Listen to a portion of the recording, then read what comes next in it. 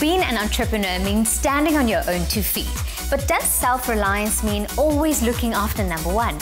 Social entrepreneur Yaqeen Turton is the founder of Shared Wealth SA, a not-for-profit organization dedicated to empowering young South Africans from disadvantaged backgrounds. And what makes a young achiever opt for altruism? Yaqeen gave us some thought-provoking answers. For entrepreneurs, being determined to hang in has to be one of the greatest challenges. The life of an entrepreneur can get tough and lonely. Success doesn't come overnight, and the setting of realistic goals and timeframes, as well as having confidence and drive, needs to be factored in. Yaqeen Turton is an entrepreneur with a powerful vision to help empower the youth of today through skills development and social upliftment. I'm curious to find out more about Yaqeen's journey on becoming self-employed and how he's making a difference. He's a busy man, so I'm going to take a seat. Yaqeen has set up and manages an entrepreneurial center where each individual's strengths and weaknesses are assessed. They're able to interact with experienced and successful entrepreneurs who provide the candidates with guidance and mentorship. It's not just about South Africa needing more entrepreneurs. It's also about facilitating and developing a culture of better entrepreneurs who have staying power, vision and focus. Lovely ladies. Hey Yaqeen, how are you doing? Good.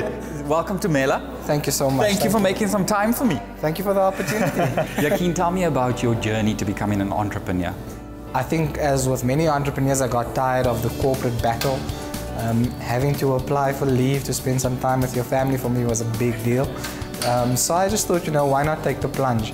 As an entrepreneur, I'm able to answer to myself, not really knowing that answering to yourself is much more difficult than answering to a boss. I mean, you're your worst boss.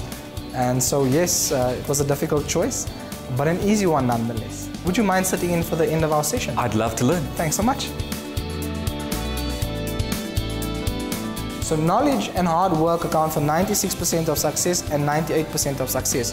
What do you think is the one thing that accounts for 100% success?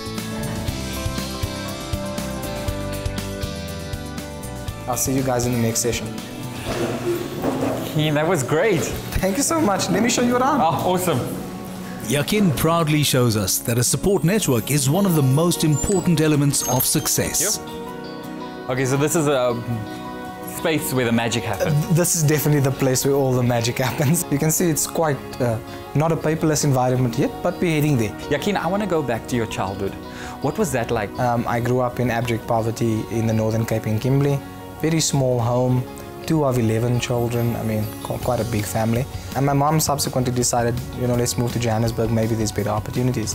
I think coming here, we thought there were better opportunities, but I grew up in a home that was plagued by physical abuse, drug abuse, and alcohol abuse. But rather than looking at it as a challenge, I thought, opportunity for growth. How do you think that planted the seed for you wanting to become an entrepreneur? I think for me, it was how many other people are struggling. How many of those people are not making it out the way I did? And I think that's essentially where the base perhaps came from. So yes, definitely. I'm glad you mentioned struggle, Yaqeen. What are some of the struggles you faced in becoming an entrepreneur? As an entrepreneur, you face many struggles. I think one of the things that entrepreneurs don't understand is that my advice, don't leave a job. If you have one, don't leave it. That secure stability, that salary every month, you need that, and then build a business. Rather than leave and try to build a business, I was one of those unfortunate ones. I left my employment and I started a business, and for 5 years I derived no income. So yes, the difficulty for me was finding that niche, finding that innovative way of providing a product that people can use. And I think I've cracked it. Yaqeen decided to use his experiences of growing up on the Jozi streets to empower young people to create better lives for themselves. He formed a company that provides career guidance to the underprivileged youth. What began with a handful of people has since developed into a highly successful business. And today, Yaqeen is facilitating mentorship and startup projects for hundreds of young people every week. Thank you. This is a beautiful backdrop, Johannesburg, where the money's made. Yes, it is. It's actually quite new and it's showcasing Joburg in all its beauty. Well, Yaqeen, I'm curious to find out more about your youth empowerment projects. What are you currently working on? At the moment, what we do is offer career guidance to underprivileged youth. By saying career guidance, what we do is assess the most appropriate career for youth. And I think in today's day and age, I think it's very important. And what has the feedback been like from these attendees? I think the major feedback for us is that something like this program that we're offering is needed and something that society, our youth society, has been waiting for. But now tell me about the achievements. If you could choose one, what has been the biggest achievement thus far? The biggest one for me was having the opportunity to pitch to Richard Branson in this very center. Getting feedback from one of the entrepreneurs on your business and him saying that the business has great potential for growth and great potential for success. I think that for me is the biggest one. Well, Yaqeen, thank you so much. I know time is money and you are a busy entrepreneur. Thank you so much to you for making the time. Yaqeen has come a long way from an environment of drugs and physical abuse and is making a difference to the world around him.